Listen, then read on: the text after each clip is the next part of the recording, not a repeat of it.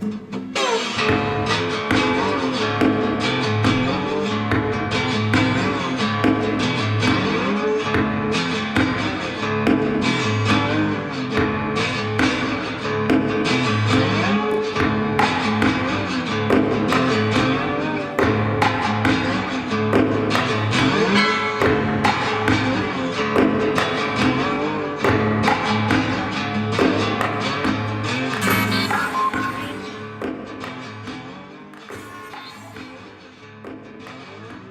and welcome to the Old Man Orange podcast. I'm Spencer Scott Holmes. And I'm Dunigan. That was a yawn. Sorry about that. That's okay. We're doing 2 podcasts in one day, which can either be a great idea or maybe a bad one. I'm not too sure. Well, I'm in person visiting, so might as well just knock out 2 while I'm here. Yeah, they're 10 times easier to do them when you're in person than they are to do like over the internet and all that fun stuff. But I don't know. Always those kind of weird things of. Yeah, gotta do more podcasting because it's like work and. I'm surprised that over it's been, I guess by this point it's almost been 3 years. It has been 3 years or almost 3 years for the podcast. Yeah, we're actually coming up, I think, on our 5th year, so it'll be 4 years. No, it can't be. Because 2011 was when Dark Knight Rises. No, 2012 or 13. It was 2012 for Dark Knight Rises. Oh, was it? I thought it was 2011. Maybe I'm wrong. Then. Same year as Avengers in 2012. Because I was like, the world might end. But at least we're getting Dark Knight Rises and Avengers. Oh, okay. So then we're going on, I guess, 4 years coming up. Shit, really? Yeah. Fuck. So, the lack of things I've accomplished in those years. Well, we got to 238 episodes of the podcast. Oh, we are. That's more than most people get. We're almost at 250. 250 will be here before we know it. I know. We like Pokemon Silver and Gold. It's a good thing shit keeps on coming out because it would have been one of those things where, I've been waiting for that day where we come in, what the fuck are we going to talk about? We've had one of those. We had one of those episodes once where, it was literally, the most burnt out week possible. I remember we had, that stalemate. It was just fuck. Fuck you want. What are we going to talk about? I don't know. I didn't do anything. My life fucking sucks. I think I came to the conclusion that I was drinking a 12-pack every single night because I wanted to kill myself. It didn't work. It didn't I'm still alive. And I'm mutated! And then we get to those points where it's like, oh, what the fuck is going on? Yeah. Was that the one where I was just reading shit off Craigslist? No, we literally there was one episode where, it just literally broke down, we were like, fuck, what are we going to talk about? I don't know. We got, 20 minutes in, and it was just we literally just tripped, fell down a flight of stairs, and was there at the bottom, just kind of fuck it, you didn't know what to say. You're it wasn't like that where you fall down the stairs and you get up and you go, oh, that was kind of cool. You're let's do it again. Yeah, I remember when I was a kid once, I fell and, I was holding this pillow and I rolled down the stairs and somehow I landed on, my head and then I was standing up at the bottom and it was just what the fuck? That was a miracle right there. What the hell just happened? That was kind of cool. And you know that you could never, do it again. That was a one-time deal. From this point on, it's just going to be bad, I remember, I've mentioned this kid before in earlier episodes. There's, for, long-time listeners, they know what I'm talking about, but if you're a new listener, maybe you don't know this. There's a term we use for it called jerk-off Jonny, which that's when you were a kid. That was the kid that, he was the bad influence. He was kind of the first kid to have a pornographic magazine. The first kid to have a mature-rated movie and game. And his parents didn't really care, He probably didn't really live as his regular parents. They were, either... his grandparents. Yeah, maybe uncles, step-parents. It was something separated the two of them. And it's you would go to his house, and he lived with his grandma. She had, 4 or 5 cats. She smoked in the house. His room was just blatantly, it was almost like Kenny's room. It was a mattress on the ground, Budweiser bikini calendar from 3 years ago, PlayStation 1 sitting on a cinder block with an old antenna TV. Yeah, turn knobs and everything. Could have been black and white back in those days. And sometimes for fun, he would take the mattress, slide down the stairs, and the mom, let's just say his name was Chaz. Chaz, don't do that! And also, you just do it again. She wouldn't do nothing. She wasn't getting up. Yeah, Grandma was cool as shit. She just went to sit there and watch soap operas, but she was cool as shit still. No, yeah, that was the one thing is those jerk off Johnnies. They always had the coolest parents. And they remember he even grabbed whoever was guardian. Yeah, coolest guardian. Yeah, that's a loose term. Because one time, just to prove how tough he was, he grabbed a bottle of vinegar and started chugging it. Yeah. which I think could fuck up your liver. But we don't know. Your We'll intestines. have to find him in 30 years. I can't find this particular kid on Facebook.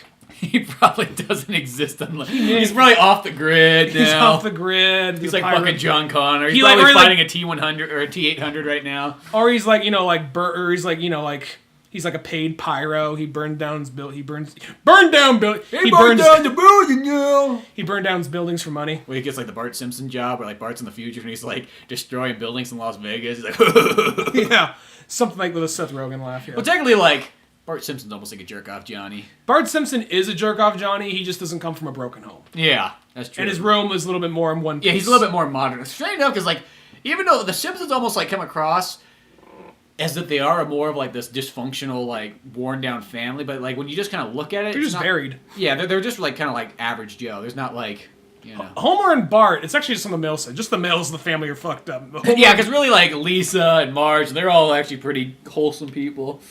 Maggie can't complain shit about Maggie. Has it together for being a baby. So, Yeah, she's... except sometimes being like an alien. What? Have you seen some of those episodes? Oh, there was where, the Treehouse of Terror episode. Or Yeah. something. Yeah. Well, Maggie even like she shot like she like, shot Mr. Burns. She shot Mr. Burns. She threw a rock on the EPA guy's head in the movie. Yeah, that's right. Yeah. So Maggie's done some shit to save the day. But no, jerk off. So jerk off Johnny. Where's it going with jerk off? Yeah, I don't know where the hell you're going with this. You're just like retracing old stories. Oh yeah. No, but you're talking about like falling down the stairs. Jerk off. This particular jerk off Johnny would always slide down on his mattress. And the thing is, it wasn't like a spiral staircase.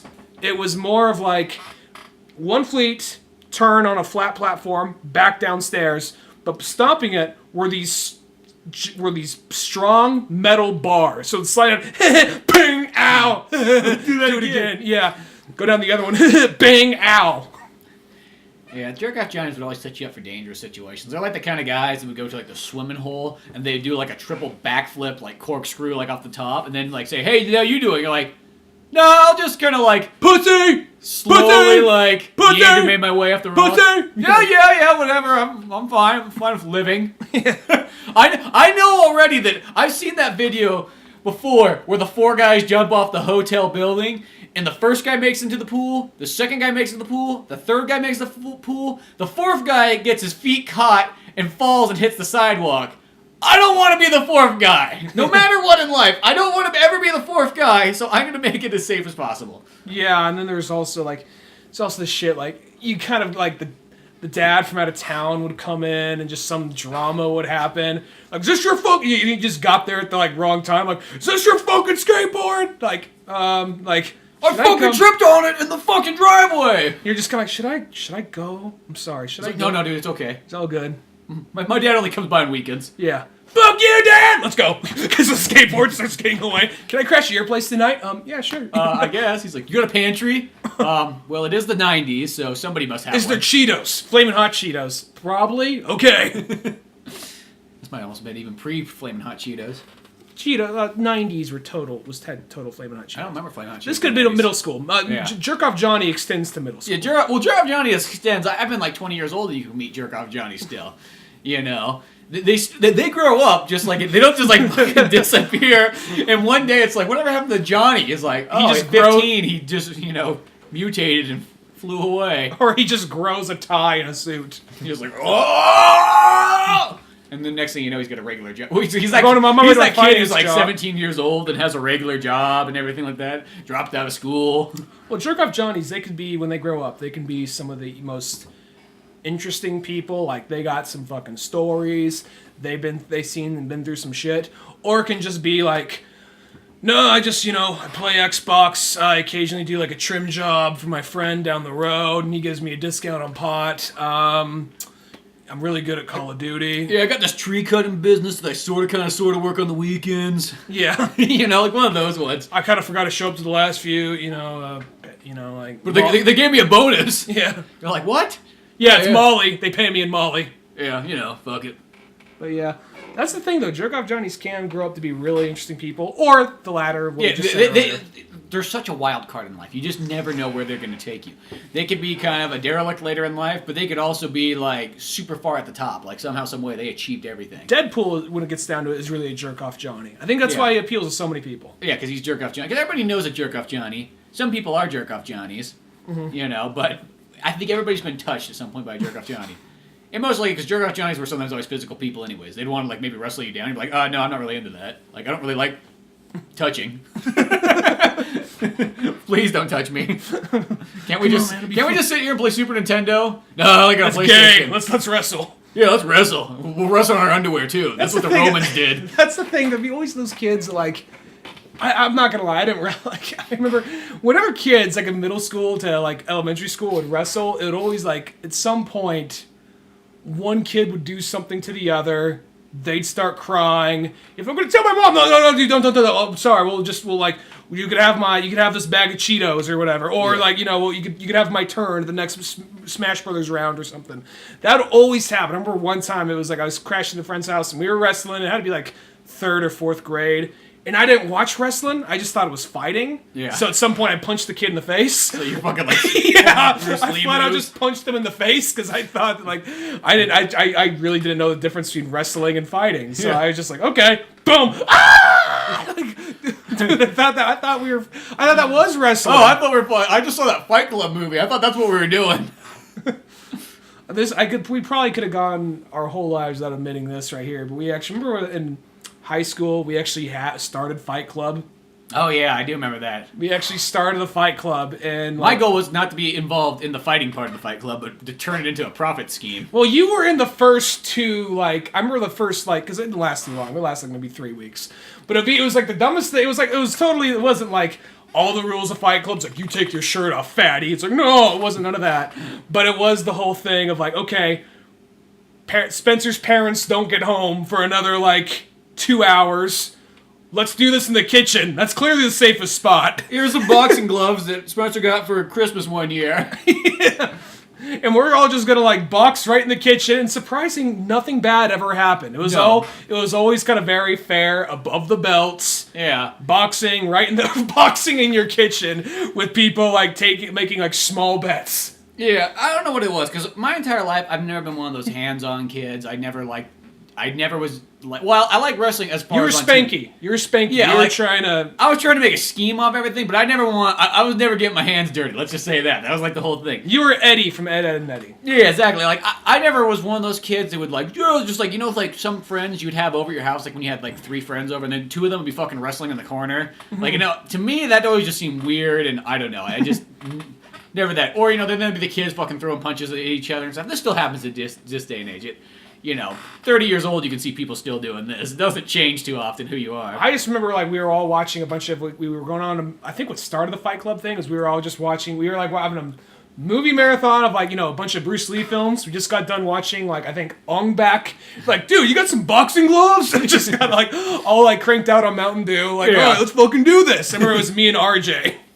Well, that's the thing too, because somebody would always like, no, you're gonna box me here. That's the only way you could eat dinner tonight. There used to be like those weird rules you would do as a kid, where like you would set up a scheme like, this is how you're gonna earn your dinner. I remember one time back in the day. I remember this story. I think we said this before. But I think we might have, but it's been a while. We were playing the fishing game, Sega Marine Fishing on the Dreamcast, and I had the controller and everything with the fishing rod and shit. All right, let's actually. This, because everybody had one of these kids. This isn't a jerk-off Johnny. This is the other kid. This is Whiny Willy. Yeah, come on, Whiny Willy. Everybody had a Whiny Willy. There's a Whiny Willy, and what a Whiny Willy was, and everybody probably knows this, he was that friend who at fucking 10 o'clock at night, when he was supposed to be spending the night at your house, would get so homesick that he would call his mom up and be like, Mom, can you come by and pick me up? Are you not having a... And like, the mom was just like... For fuck's sake, just stay there. It's not like she knew that you weren't having like a bad time. It wasn't like, Spencer's like kicking me in the nuts every 2 minutes. It was just more like literally you could be having the greatest time ever. You're like, dude, this is great. We're playing games. We're having a great time and everything. And then all of a sudden you just get like this homesick. And you're like, what the fuck is this bullshit? My thing that I find funny about this is clearly a kid who has like a separation anxiety and some kind of social... 5 minutes down the road too. I know, but here's the thing: it's clearly a kid who just has something that needs a little bit of attention, a little bit of help. So rather than being kind of like, "Hey man, stay, let's have fun," you do. Oh, if you want to fucking eat, guess what you gotta do. We were all on this together, but this had nothing to do. We were just explaining Whining Willy. Whining Willy So he calls, and like your fun night has now just been ruined because as a kid there was nothing you looked more forward to than having a friend come on over and fucking gaming the fuck up and then watching some radar movies or something like that. That was just like a weekend experience. So now that's kind of ruined because you're like at fucking 10 o'clock. You're probably cranked up on some kind of diet soda because that's probably all your mom had at the time. It was the fucking 90s. And your buddy's gonna leave. So now you're like, well, fuck! What am I gonna do now? What, I'm gonna sit here and play video games by myself? And it's not the time when you can call up another friend and be like, hey, can you drive on over? No, because it's fucking 10 o'clock at night and their parents aren't gonna fucking drop them off. And they're 10 years old. Yeah, they're 10 years old too. So you have to always kind of deal with this. And then, like, there would always be those other kind of problems. But going into the story now, playing Sega Marine Fishing on the Dreamcast with the fucking fishing rod. With Cisco. Cisco was here, and then we had Whining. I keep on saying Whistling Willy, but Whining Willy. And we were playing it, and we're like, okay, so the thing is that we're gonna have like this score limit. You get a high enough score, and you got these levels. So you can start off where you get like some fucking saltine crackers. That's like level 1. Level 2 is you get top ramen, but it's not fucking cooked. You get like half of it, Level 3, you get the cooked top ramen with some tang. And then level 4, you can add like a string cheese on top of it all. It's like a pinnacle. So working our way through, me and Cisco are catching the biggest fucking marine mammals out there, marine fish and everything like that. So like fucking, you got a swordfish, you got a fucking shark, all this stuff is great. You got a fucking sea cow. Yeah, exactly. That was in the game. All these things, and then Willy here, he's fucking catching like the littlest fish that you didn't even know fucking existed in the game. You're like, I'd never seen anybody catch that. And then there's a part 2. This just sounds like such a dick This is the fucked up part. But there's a part in the game, because it's all like arcade-oriented and action-packed. So like when you're reeling, it's got like, Van Halen-like music playing and everything like that. And there's an announcer guy in it. So he's like, oh yeah, you got it on the line. Yeah, reel that shit in. And you're reeling it in. And then if you break the line because you just couldn't fucking fish very well, the line would break and be like, oh no, line break. And then every single time that would happen to Willy, we would literally be like, oh no, line break. Just adding to it. The thing is, this you just guys like sneak up on him like both sides, like to his ear, like both sides. Oh no, line break! Like right as it happened. No, that was actually a combinational story from like when Brandon was. Oh, okay, the same guy. Yeah, so the same kid, actually the same Whiny Willy, because there's more than one, but same Whiny Willy. Well, here's the thing. Let me end that story first before we go any further. In that process of all this stuff, he never could catch anything, so his meal plan barely even fucking scraped the saltine. Like, that was like, we were only giving him saltine crackers, maybe, for the fact that...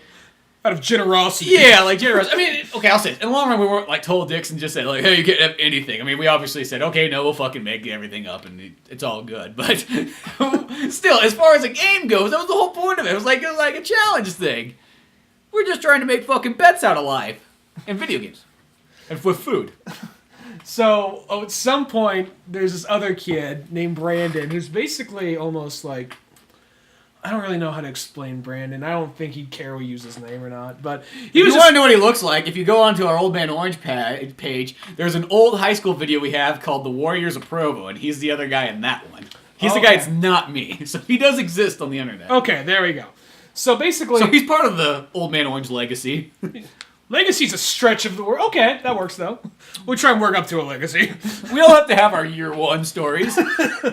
So anyway, Brandon was just kind of like, he's like, he's a little bit of a cross of like kind of a nerd and a little bit of a good old boy. He's a big combination. Well, he's that thing that like, at least in our generation, I see a lot of this. Where I always call him closet case, like I don't want to say nerd because nerd means nerd, but you know what I mean. I wasn't trying to be a dick, but he was into Star Wars, Star Trek. Yeah, but I know he kept it bottled up. There's a lot of these guys that like they are really fucking into comics and they're really into video games and all this stuff. But their dads are so like, fuck that gay ass shit. You go out there and you fucking mow a lawn and play some goddamn football. Because if you read a fucking Spider-Man comic, you're never going to get laid and your guys are going to be butt fucking in the back of a Mercedes that I happen to fucking own. And I don't want to walk in and see that. Here's a shotgun. Go get some dinner. Yeah, go get dinner because that's what a man does. And I meet those kind of guys all the time. And I think it's getting farther and farther away from that. But there's a lot of people, and the second that they get to like 20 years old, it's almost like equivalent of like an Amish person being released from the farm for like a bit, and they just start going out there like, cocaine's amazing! But instead, these guys are all like, oh, they buy like a copious amount of fucking comics because they're like, I could never fucking have these. They start like snorting them up and everything like this. They're like, Daddy wouldn't let me have them. He was mean. He starts burning like Flash and just starts snorting issues of Flash. Yeah, like they get, because now they're free. They're like, they can, They can be loud and proud and walk around like, Daddy, you can't tell me I can't wear this Flash shirt. I am a superhero now. Oh shit, he's gay. I knew it. He's gay now. He's running around zooming, fucking blowing his train horn. You watching that red zooming boy? No, Dad. Zoom is the enemy. Zoom's the guy in the yellow. Oh no! Now he knows the insides. Where's my football stat card? I must read this so I don't seem like such a fucking nerd. Dad, it's not that much different. No, it's different.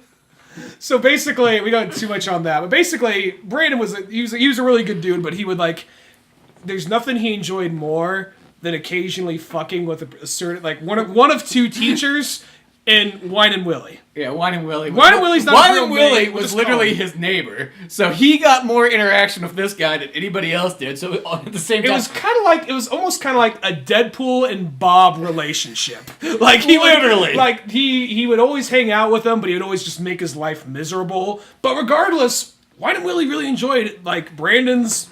And first off, Whining Willy's a good dude. Yeah, but bottom line, he was a good guy.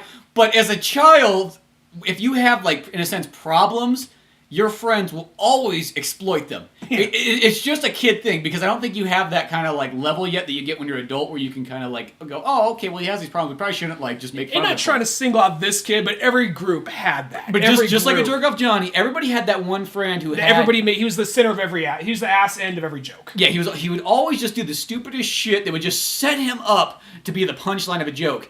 And in any constellation, I was one step away. At one point in time, I wasn't... Not that I was so fucking stop it, you guys! But when I first moved here, I was kind of hanging out with a group of rednecks because I didn't really know nobody else. And then I was kind of... You realized that you were Whining Willy. I realized I was the ass-in joke. I was the Whining Willy. So I made sure to make friends with another Whining Willy. Exactly. Threw that fucker under the bus. No, so I just kind of got out of that group. Fuck you guys. Ain't nobody's Whining Willy. Ironically, they got another Ryan to be their Whining Willy.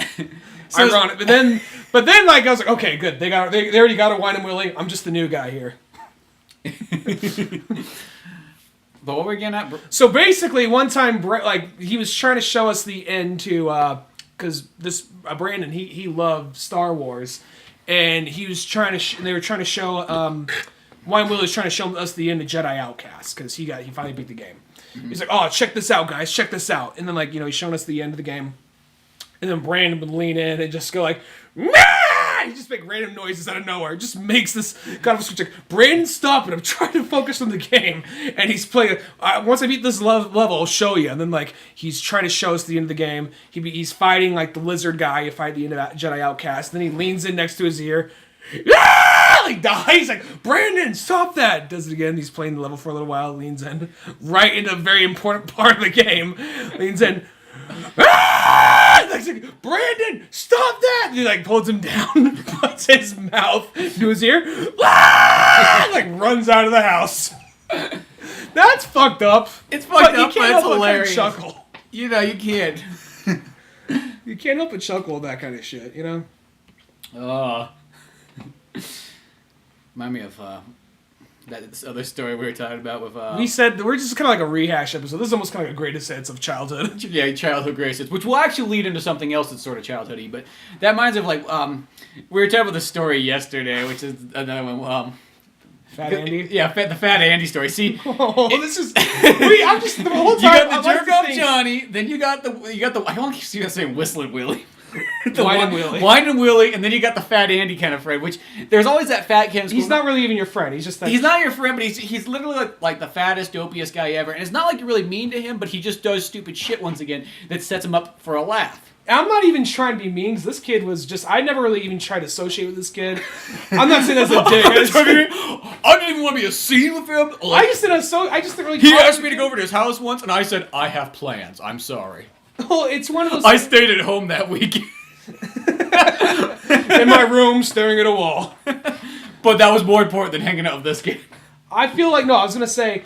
I like to think of myself as a nice, progressive person, but every so often I'll go like, let's talk about childhood. I'm like, I was a little shithole. God. I think everybody sort of was in just different aspects. I think it's rare to find. There's very few kids that were never like, I was the perfect child and I did nothing wrong. It's like, no, And they grew up to be serial killers. Yeah, that's mostly what happens. I think you got to be. You got to get all that little shittiness out of you when you're a kid. No, and then there was a story of Fat Andy where he was in like gym class, which is never a good place for anybody who's fat. A weightlifting class of all things. Yeah, to top it all off, especially in high school.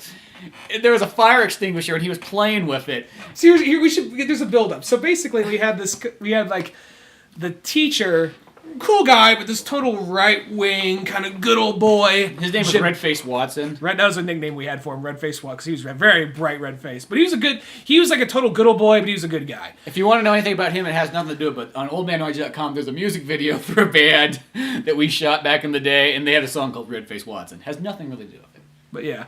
But no, it kind of makes sense. You hear that song, which is, what do you want from me? Which is like this screamo band, which is clearly... Oh my god, that epitomizes... I'm thinking about this particular band. The band name's Dayanira. Because it's like some of the first stuff you did, because I think that this is actually shit you did. You recorded some of their videos back when they actually did the concerts. I thought you shot there with me too. Who's the other camera? Oh no, it's Cisco, I guess. And yeah, because I wasn't at that, but it was at like basically... It was basically this venue where a bunch of like local screamo bands went, and it just thinks like, yeah, screamo was total high school shit. Now I'm thinking back on it.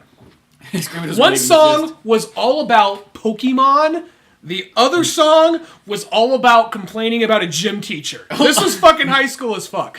Well, I think one's that's called Brock took Stole my my Misty, Yeah, yeah. Brock stole my Misty, which sounds as high school as fuck anyways. And then, yeah, Red-Faced Watson. Because it's emo, like, yeah, I lost my girlfriend, but it's based in Pokemon! Yeah. And then also, like, and the gym teacher told me to work out, but I said, fuck you, I want to play some Xbox. Yeah. Actually, I don't know what the lyrics I remember, like, one of the main lyrics is, what do you want from me? I remember that's... Yeah. But anyway... I played bass in that band for, like, a little bit. And then You're just the traveling bassist. You don't even want to be the bassist. You just end up as the bassist. I know. I just play bass for people, and that's just what I do to cruise the world. But yeah. So imagine this super good old boy kind of.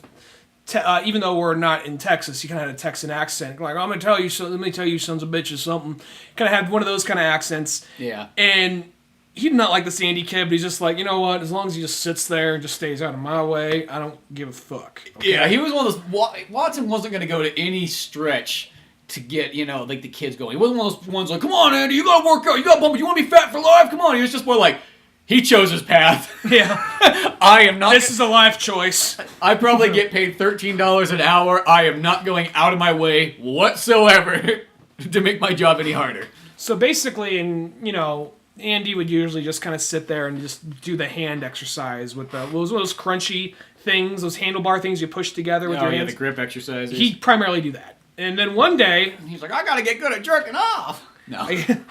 This kid doesn't need any more things making fun of. We already got like this whole odyssey about him right here. But one day the kid gets up and walks over to a fire extinguisher. It's just sitting there. He stares at it. And I don't really know what compels you to do this. Naturally... You think? I mean, I'm not trying to defend him too much. You pull a safety pin out like it's a fucking grenade. Yeah, exactly. And actually, you have to pull a safety pin out. Regardless, I don't know what would still drive you to this to even try it. But some kid probably pulled the safety pin out like 4 weeks before. No one noticed. Yeah. And he pushed down on the handlebar, and then the thing flips around, sprays on the side of the wall, spins over, hits the ground one more time, sprays up, and fucking shooting fire extinguisher everywhere, just covering the fucking room. Not really the whole room, just a small little section. Doesn't get on anybody, but just it was noticeable. Let's say that it was noticeable, and like a lot of the foam just kind of sprinkled around everywhere. And then Brandon, being Brandon, said probably one of the worst things possible for this moment. He just turned around and said, "Andy, you fat fuck!" And that's where the kid screams, "I didn't mean to!" And then he starts running fucking outside, fucking fat jiggling and all. And he's out there crying. And if this was a movie, somebody would have came out there to comfort him. But in real life, nobody shows up. Watson looks and just goes back to making check marks on his board. $13 an hour, fuck that. Yeah. And then, so it's like, and I retold that because, I don't know, a few days ago, like, I was talking to my roommate, and he had a friend over, and we were just bullshitting, and somehow we were just talking about almost similar shit like this, like fucked up shit you did as a kid or in high school or whatever. And I resaid this story to them, And then there's this pause, and I'm like, I know it's fucked up, but I can't help but kind of laugh at it. And the other guy's like, yeah, it is pretty fucked up. And we're just kind of quiet. We just all start quiet. We all just start laughing. It starts slow. We all just start laughing. So there's some things as fucked up as it is and mean as it is in the situation, you can't help but kind of chuckle at it. No, yeah. That's just kind of how comedy works. It's like you laugh at what's different. I think it was Mel Brooks said, I stubbed my toe. It's a tragedy. Someone else falls down a manhole and dies. It's hilarious. Yeah, exactly. And that's kind of how it is. But what this sort of all leads to, I guess, not childhood. Really but childhood. PlayStation 2. But PlayStation 2, same time period as a lot of these things anyways. And there was a game called Ratchet and Clank that, one, I never fucking played. I never played it either. But I will say, it always did kind of like sort of capture me. But here's the thing. For us, I think it was just a couple years out of our zone of like when we would have picked up a game like that. Funny thing is, as I'd go out and buy the new Mario game or I'd buy the new Sonic game, but Ratchet and Clank, it kind of was at that point where, in a sense, I was probably way more into Final Fantasy and Grand Theft Auto and what would have been that time period for fucking GameCube. Yeah, True Crime LA. Yeah, you would have been more excited to pick up True Crime Streets of LA than you would have been to play fucking Ratchet and Clank. That was a time period playing a lot of Resident Evil, so more mature games, more teen games. State of Emergency, maybe. Yeah, exactly, because you were at like the age of probably around 14, 15, so a game like Ratchet and Clank wasn't going to totally appeal to. Would you play it and still have a good time? Yes, of course.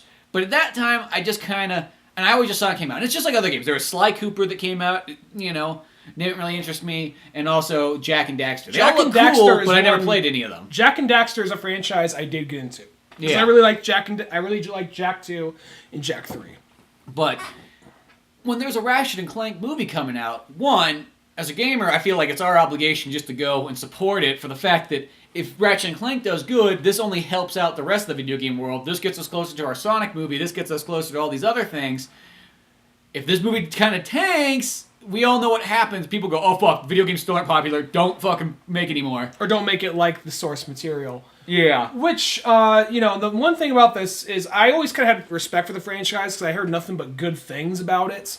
And people always say how fun the game is and all that. And I always liked the design of the character Ratchet. I always thought his design Yeah, he looks cool. Clank looks cool. And then, I heard they were trying to make a movie, and the movie was going to be made by the actual creators of the game. And made by PlayStation 2. Like, that's like the studio it's coming from. It's like, oh, so Sony's full on. It's not just like an outside party, buying the rights and making it. No, it's full on in-house development.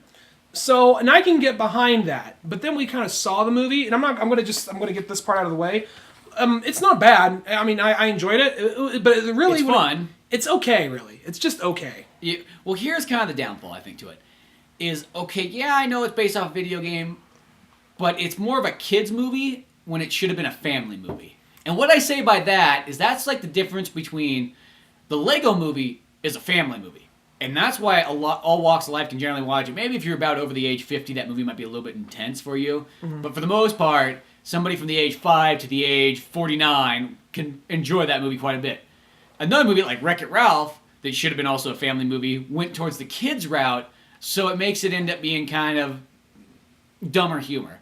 Now, Ratchet and Clank, it has some really funny moments in it, some really ingenious stuff in it, and some good things going on. And overall, it's a fun movie. But it does It's really weighed down. Yeah, it is weighed down a bit, and they do the thing where they're just throwing jokes out left and right and hoping one will stick. And yeah, after 5 jokes, yeah, you're going to have a good one. But sometimes those first 4 jokes are kind of like, oh, it's a little slapsticky. Why is that in there? I'm not too sure. I don't know. Maybe in the game, I don't know if that kind of humor is throughout it. Maybe that is kind of a part of it. Maybe it is supposed to be kind of slapsticky and kiddish. But I kind of thought that they would maybe take it a little bit more serious. I guess that's my kind of thing. I guess there was I knew there's going to be a lot of humor within it. Well, yeah, I was expecting it to be like, this is Ratchet, his life's dark, he's a mechanic, but shit's going down, the galaxy's going to blow up. It's like Christopher Nolan presents Ratchet and Clank. Yeah. No, I wasn't expecting that. I was expecting something that actually, because here's the thing, there is no real serious moment of the movie. And even the moments that seem like they want to be character building or somewhat There's a joke right after it. There's a joke right after. It breaks the mood really quickly. And then on top of that, it's also like just given the tone and everything in the movie, I mean, the villains, there's basically mainly two main villains. And these two main villains, neither of them are really threatening in any way. They're very kind of stereotypical, too. They're very stereotypical, and they're very just kind of like, there's nothing, there's some funny scenes with them, and that works good, and like, I'm fine with that. But there is no part of the movie where I know people are going to say it's a family movie, and I get that, and I'm not expecting... Well, it's not a family movie. I know, but it's a kid's movie. It definitely is a kid's movie. That's the thing, is I always have to get that across. There's a big difference between a family and a kid's movie. Swiss Family Robinson's a family movie because like anybody can kind of watch it and really enjoy it. But then you get things like the Digimon movie. That is a fucking kid's movie because... No way around that. Yeah, there's no way around. Where this right here is definitely a kid's movie in that aspect. And there are some good stuff in it, and I guess the other thing is, I know it's made by the creators, and maybe what works in a video... This is going to sound dumb for a second, because it looks exactly the same. But what works in a video game... Because, here's some villains you're fighting, you kill those things off quickly, you move on. I think that certain characters look really interesting. A lot of other characters, though, look very, like, cut and paste, copy, stereotypical, like, robot aliens. You know what I mean? Yeah. Like, Ratchet and Clank kind of stand out to me. Some of the members of their special team stand out.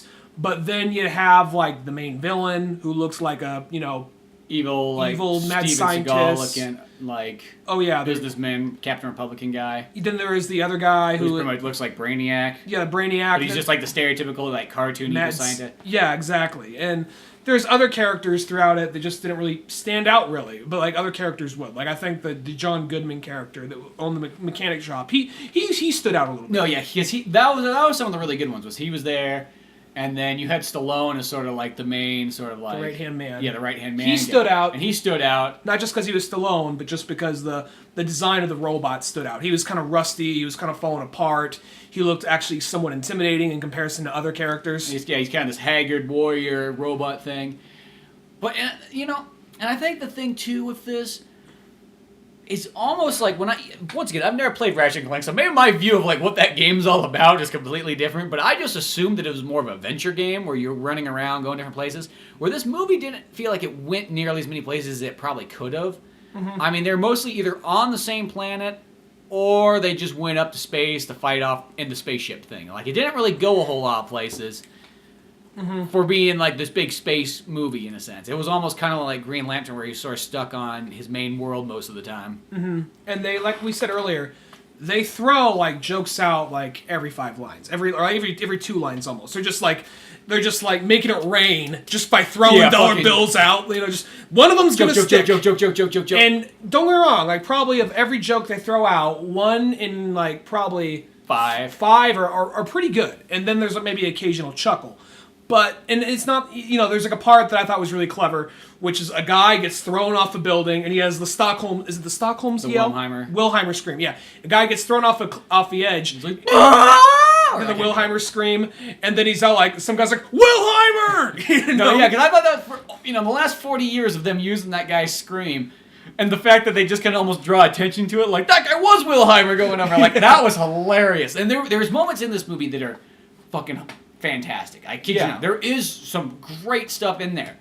But I do feel they kind of ruin it by trying to be too jokey when there should be moments that should be kind of heartfelt. Like, there's a point where John Goodman's trying to, like, tell Ratchet, I know it's later on in the movie, but he's trying to tell him, like, hey, you don't have to just do big things to be a good person. You gotta just do what's right, or whatever he says. He says you don't gotta do big things, you just gotta do the right things. Yeah, you just gotta do the right things. But then they kind of, like, it's this whole point where, like, Ratchet's all fucking depressed because he fucked up and all this shit.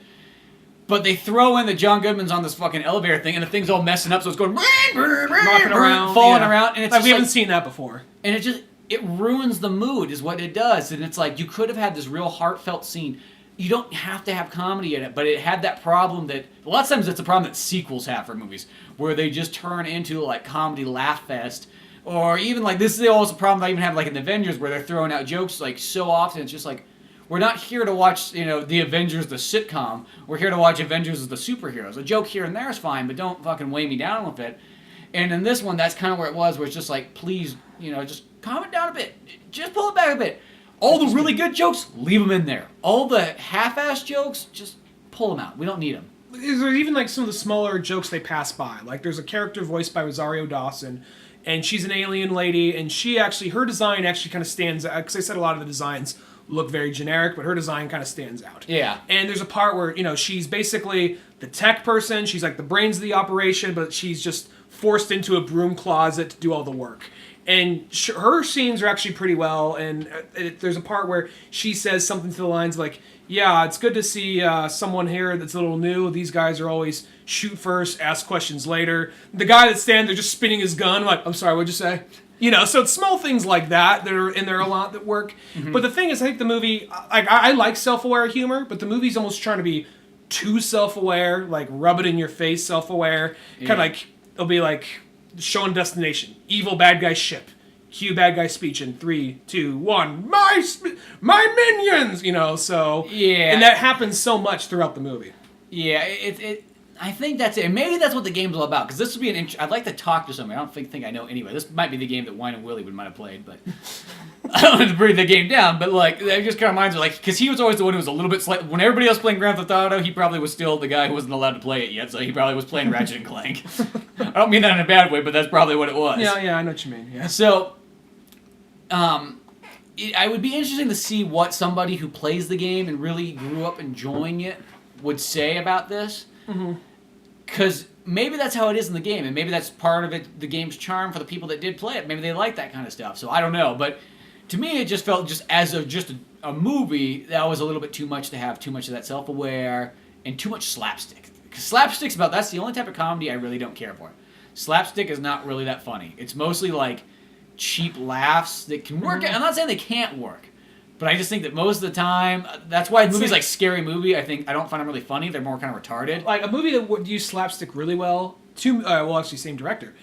Edgar Wright is fantastic at slapstick. Because there's that part... He really has that much slapstick. He has a little bit. Like, think of Scott Pilgrim for a second. There's that part right when, that's like barely in those movies. There's I'm not going to say it's not like... There's some pretty big moments where it is there. For instance, like right when, it's also mainly the timing. But it's like right when what's the Chinese girl's name again? God,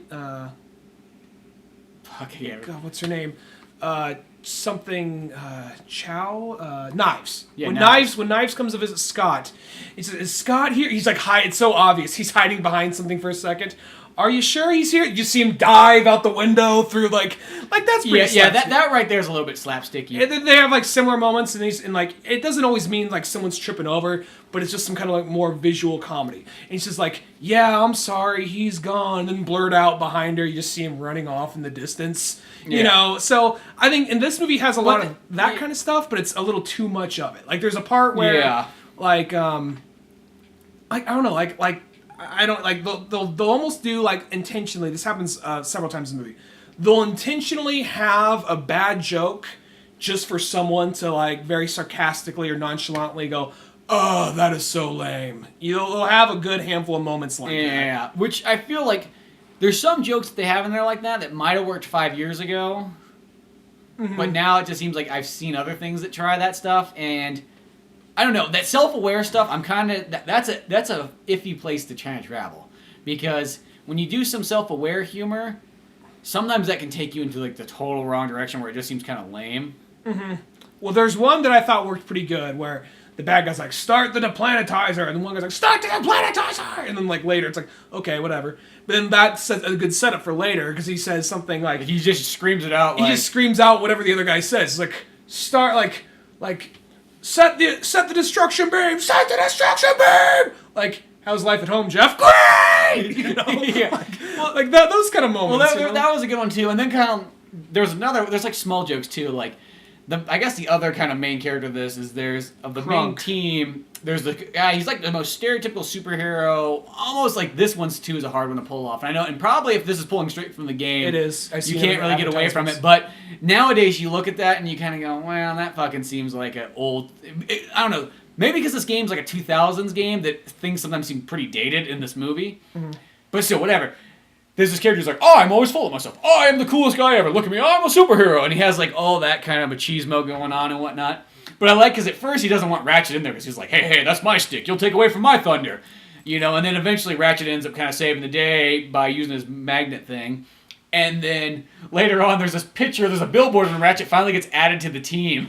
And it's small things like this I think are fucking hilarious, where it shows all the team members all lined up, and Ratchet's kind of like on the front, and you just see the green like superhero guy just has this dirty look on his face, looking over him like he took my fucking spot.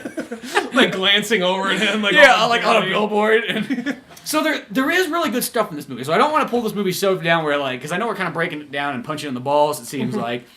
After we were like, we really want to see this movie. We hope it's not. Let's put it this way: it's not a Wreck-It Ralph. This movie's at least worth. It is fucking. It's worth. It watching. is fucking like the Citizen Kane compared to Wreck-It Ralph. This movie is CG movies. It's definitely worth watching. I just think it's probably more of a Netflix kind of movie. You know what I mean? Yeah, but go fucking watch it because it's goddamn it, if you want your Sonic the Hedgehog movies and all the rest of this shit coming out, you better watch this movie or else it's never gonna come to you.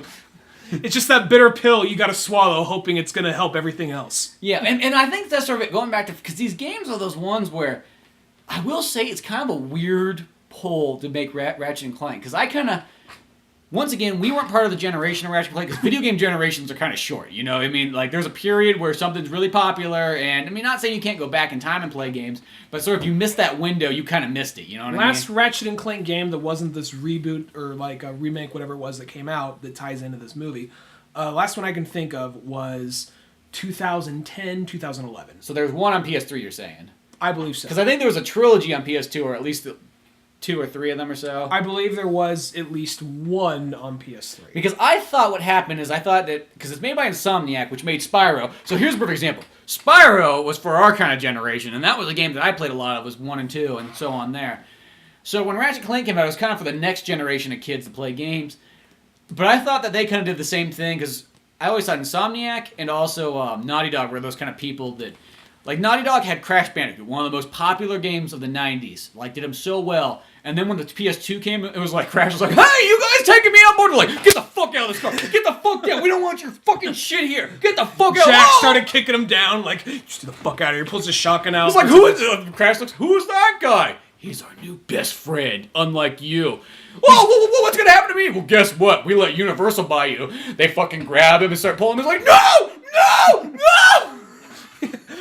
Going on, we're gonna whore your ass out. You going on the Xbox, you stay in a PS2. You're going to GameCube. I can't go there! They'll do horrible things to me!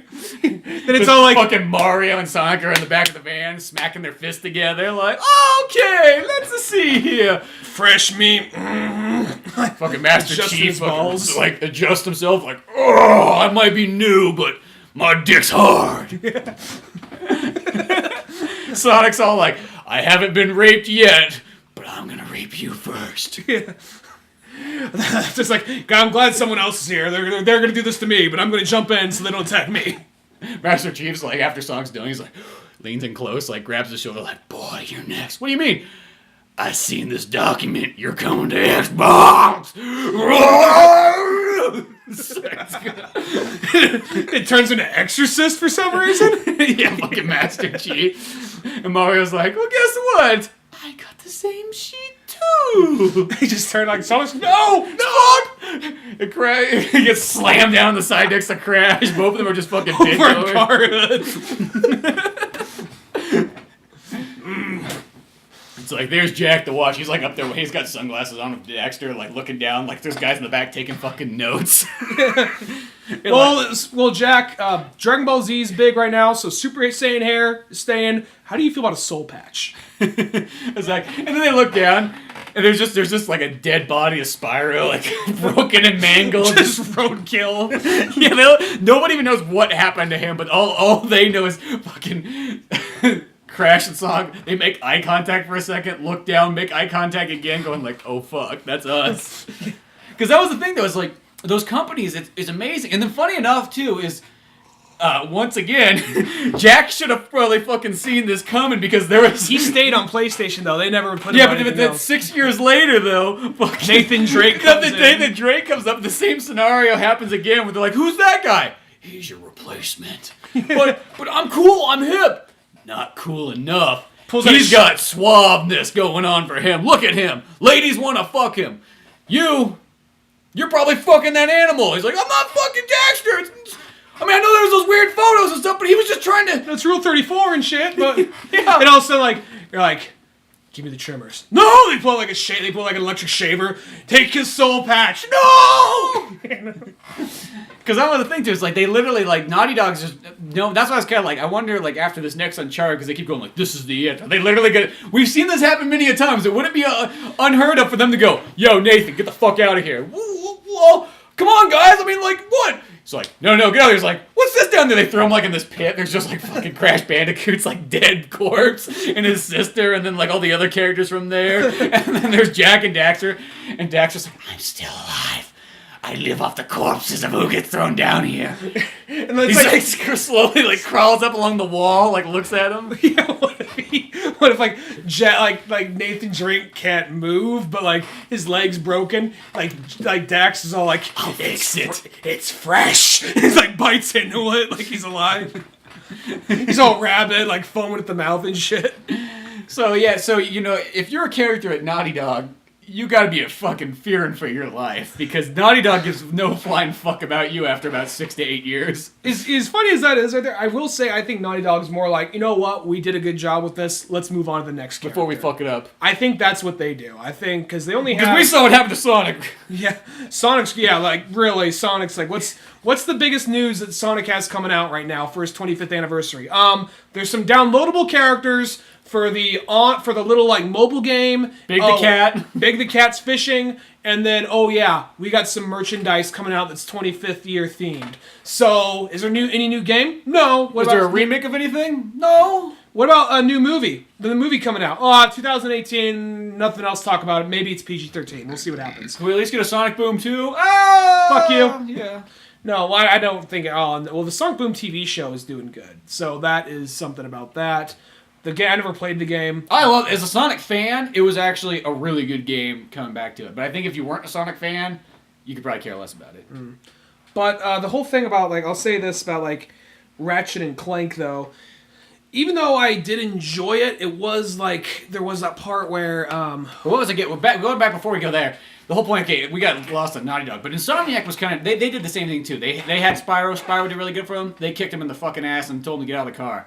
Then they had Jack and Dax, or not fucking Jack Daxter. They had Sly Cooper. No, Ratchet and Clank. Oh yeah. I can't remember who did Sly Cooper. I want to say that was almost somebody different though. And then I think because isn't Insomniac's the guys that did what's the superhero game that was on PlayStation 3 that was really big? Superhero game that was on PlayStation. Oh, Infamous. Infamous. I think they're the guys that made that game, if I'm not mistaken. And it was almost like they kicked Ratchet and Clank out. Like, fuck you guys, we're making this now. I mean, they still own them. They didn't sell them off. They didn't fucking take them down like in chains to like some like dingy black market. You know, it wasn't fucking like a black bag over their heads. Yeah, like one of those ones like. And there's a bunch of guys in business suits sitting there, like, eyeing them down, like, taking out little, like, microscopes, looking, opening their mouth. Oh, this one looks fresh. Yeah. They like, lick the set of his face. Yeah. He's still got boyish charm. So, like, okay, they didn't totally sell them off, which I still always think that was, like, one of the dumbest things they could have done with Crash Bandicoot, because I still think that Crash Bandicoot, even if Naughty Dog didn't make it, if PlayStation would have just hired another company to take it over, that could have been, like, still a huge mascot for PlayStation, because... In the long run, like when they did like PlayStation has these like micro kind of mascots, I guess you could say. They don't have a Mario or Sonic, but Crash Bandicoot was the closest thing for it.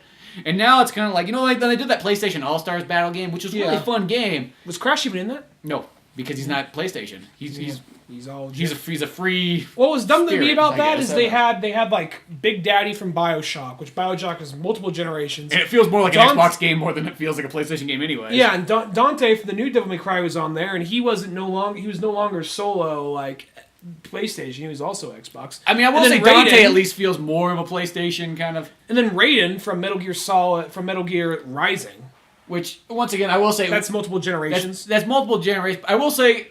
That one still feels more like, at least those characters kind of feel, well, they had a big impact on PlayStation, but it was kind of dumb. It's like, you can afford to buy all these guys, why can't you get fucking Crash Bandicoot in there? I'll be honest, even though I'm glad he was in Brawl, like Solid Snake felt like more like he would make more sense on a PlayStation game. Yeah, I'll say it, because here's the thing, I mean, I was glad he was in Brawl. You could say that he he was definitely on Nintendo before he was on PlayStation, but his role on Nintendo was about 3 games, you know? Yeah. Or 4 games by that point, because you had Twin Snakes. Mm-hmm. But still...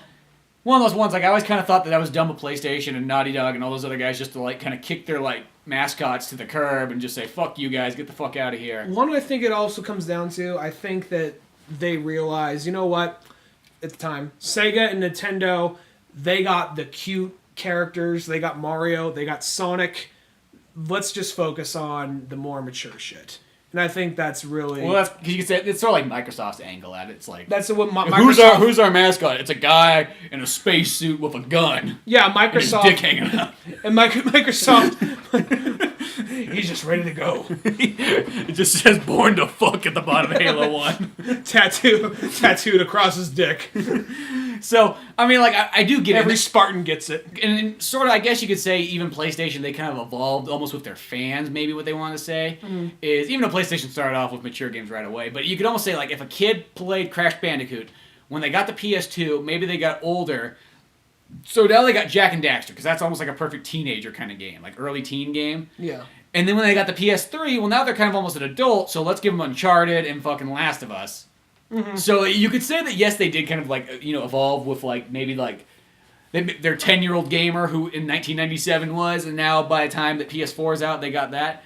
So I guess you could say that. Maybe they did look at Nintendo and Sega, who, well, Sega didn't, I don't know about Sega. Sega, nobody was probably looking at Sega as an example, but they were looking at Nintendo, and they're like, well, the thing about Nintendo is Nintendo a lot of times stuck with their, like, original characters. Because there'll always be kids. There'll always be kids that like There'll always be kids, and Nintendo kind of almost says that. And the thing about Nintendo is they can make a really good fucking kids game that appeals to adults, because they're good at making family shit, not just kid stuff, you know? Which is sometimes the difference between things. But going back to, like, Ratchet and Clank, what makes it kind of a weird one to choose for a movie is just the fact that it's almost like, you know, because there's certain games that don't keep, you know, going on. It's almost like if you made a Crash Bandicoot movie now, it would feel kind of fucking weird. It would seem almost too late. And I almost felt the same thing with Ratchet and Clank. It felt like, well, that was real popular between about 2001 to 2006, maybe, if that even. Like, I guess the next step down would be like, coming in 2018, Buck Bumble. You mean Bubsy? No, Buck Bumble. Was that on Sega Genesis? That was a Nintendo 64 game where you played as a bee. You had a Oh, laser yeah, gun. that's right. Yeah. And that's Nobody remembers it. Yeah, see, those games, like, nobody remembers. But, like, there's kind of those weird ones. That's the next step down. Ratchet and Clank is Yeah, above Ratchet and that. Clank, I mean, like, I'm not saying it's, like, a bad idea, but it does seem kind of like a weird choice to choose. And maybe the thing is that one was, you know, maybe it's cheaper, easier. They're trying to kick... Because I think the games all had good reviews, and they're trying to relaunch it, so I thought maybe a movie would help. And it's part of the thing, maybe they couldn't, I don't know how they couldn't, but maybe for some reason they didn't feel like throwing down money for an Uncharted movie first, which that probably would have been the most logical thing to do, would have been to make, like, whatever's your most popular thing at the moment, and then make Ratchet and Clank, like, your Guardians of the Galaxy later on. yeah. It's almost like if Marvel Studios' first movie was Guardians of the Galaxy, that might not have panned out nearly the same way. Yeah, which I think right now, like, I noticed that, like, they tried it for a little while, it seems like they're trying it again. Where once Marvel started throwing their logo, before it was even Marvel Studios, when Marvel started throwing their logo out in front of whatever adaptation came out, DC did it. And then video game movies started doing it. Capcom did it for like 2 movies, or maybe 3 movies. Like Street Fighter Legend Just to get you all excited at the beginning. And then the straight to video Resident Evil movies. And then, like, I know they did that with, I think, I could think of something else they did it with. Yeah, because I guess they don't have it on, like, the Resident Evil live-action movies. Did they start doing it on the Resident Evil? I don't think so. They might. I don't know. They might be actually on, like, the last 2. I can't remember, but... But I remember, yeah, they would do, like, kind of like some kind of, like, thing, like, yep, Capcom Pictures, almost treating it like that, sort of. Which, and I think that they're trying, they had something like that with this. They opened up with, like, the PlayStation buttons, like the, you know, X, square, circle, triangle. Yeah. And then it's just, like, PlayStation Originals, you know. And they, since you could tell the movie, they had a lot of, they had to get, it was a big feat for them to try and get this thing out into the theaters. Because they had, like, 6 or 7, like, different, like, production companies popping up throughout the thing. Yeah, because they had a bunch of animation companies and so on. But here's almost an example. Like, we went and saw this movie. We didn't guess. I wanted to see it on Thursday night, but then I just ended up not seeing it then. So we went and saw it on a Friday, on its opening day, in a sense. And we're in, and it wasn't like we were that early of a showing. It was like a 5 o'clock showing. So, I mean, like, yeah, it might be a little bit more popular there, but, like, okay, kids are out of school, blah, blah, blah, blah, blah. We go there. It's me, Dunigan, and then there's 2 ladies and they're, like, 5-year-old kids. And that is fucking it for its opening day. Now, I will say, this movie had, like, no press or anything like that. I never saw a trailer for it. I never saw anything on it. You didn't see any trailer for the movie? Nope, they never played them for it. Okay, I remember seeing trailers online and all that. Well, online's different, though. I'm talking about in the theater. Okay, but did you see anything for it at all before Nope. the movie came out? I just knew the movie was coming out. That's it. Oh, okay. So they didn't do a whole lot of great advertising. I only knew about it because I was looking, like, I'm like, I wonder if there's a movie coming up this week. And I looked, I was like, oh fuck, Ratchet and Clank's coming out? I'm like, I gotta go see that. So, nobody's in there. These 2 fucking 5-year-old kids that probably give a flying fuck about this. I mean, if anything, they might know Mario, and that's about it, but you could tell that they didn't even care. They were bored. Getting up, walking around. Yeah, like fucking like jerking off. I don't know what the hell they were doing, but I almost want to get points like, dude, you ladies need to learn how to slap the shit out of your kids, because clearly you have no control over them. But, whatever, bad parents. What can you do? They're definitely Walmart moms. Yeah, totally. Well, the thing is going to show that, like, there's nobody fucking in the theater. And here's us, who didn't even play the game. We're just here for almost, like, moral support of, like, hey, it's a friend of a friend, you know, really, we're waiting for Sonic the Hedgehog, but... In other movies, yeah. Yeah, we're here to support you. And there's nobody here. So I have a feeling that this movie might sadly tank. Maybe it'll pick up steam once it finally gets out there, but... Well, I think something like... Here's the thing. I just think that the audience for this game is like... There's like maybe a 5-year span of people that I might say at this point are probably age maybe 20 to 25 or so. I'm not saying that there's not people younger than that probably caught up in these games later on. But I don't think there's people too much older than us that know a whole lot about it. I think that it's one of those movies that, like... we kept on using Sonic the Hedgehog as an example. I just want video game movies to do good. I want there to be the first really... Because here's the thing. I mean, there are video game movies I like, but I want there to be the first really good video game movie that really kind of makes people say, oh, okay. Pretty much the Dark Knight of You're video waiting. games. Yeah, you're waiting. We're waiting for the movie, because Dark Knight is a perfect example of, like... That, to me, felt like when comic book movies finally just got, like, hey, this is a really respected thing. Because Batman Begins came out, but that was kind of a hidden gem that, like, people almost, like, passed along on DVD later on and sort of, like, said, hey, dude, there's this really good Batman movie. But that because of that built up making Dark Knight such a huge experience. And Dark Knight, I kind of look upon as, like, that's when people said, hey, no, Batman is a fucking serious guy. Let's take him serious. He's not campy. He's not weird. He's not for kids. He's a serious guy. And by that, I don't mean, like, Christopher Nolan's Sonic the Hedgehog. I just mean... But I would see that if he did. I would, yeah. If David S. Goyer wrote it, I would see it, too. I just mean something to the effect of, like... Or even, like, I'm not even just trying to stick to Sonic. I'm just meaning something that, like, okay, this came out. It not only did it make some good, not only did it make some money, because video game movies do make money, not all the time, but they do make money. And like, I think Tomb Raider is one of the highest rated, one of the top grossing movies. And Resident Evil makes a copious amount of money. Yeah, so they make money.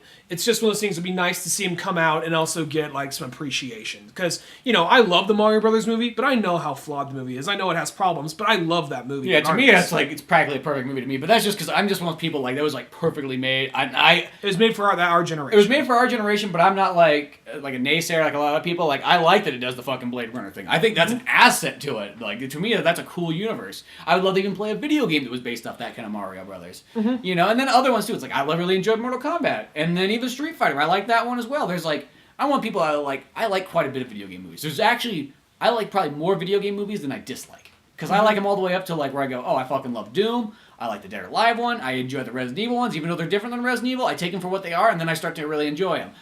I guess I'm just waiting. Silent Hill's another good one. So, I mean, I think there's a lot of good ones. And I'm always here to defend video game movies because I know everybody wants to put them down. Yeah. You know, even the Tomb Raider ones, they're fun. I mean, like I say, like... But there hasn't been that movie where it's just, like... You know, you could take Dark Knight and you could show that to, like, almost like your grandparents, and they would respect it. You know, a lot of these video game movies, you know, you can maybe show it to, like, your parents, some of them. Like, you know, you could probably show you, like, your dad Doom. You'd be like, oh, that's kind of cool. It's kind of like Alien or something like that. You know, he could probably get into something like that. But a lot of these ones, not so much. And what we need is that one that finally, maybe Warcraft might be the one, because that's kind of coming up next. Which I'm not even really looking forward to Warcraft. I'm just saying, well, it's by David Bowie's son. He could probably use some support right now.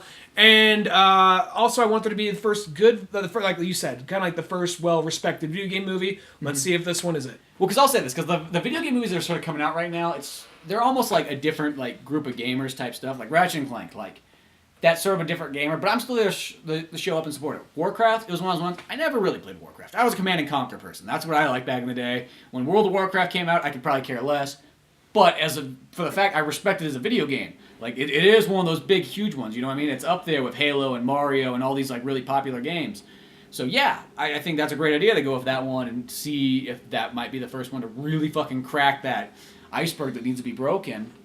And I think maybe with Ratchet and Clank, I think it's a weird choice. And I think by kind of making it almost too kiddie, they should have made it for the audience that grew up playing it. I think that's what they almost needed to do. Instead, they're making it for their audience in 2001.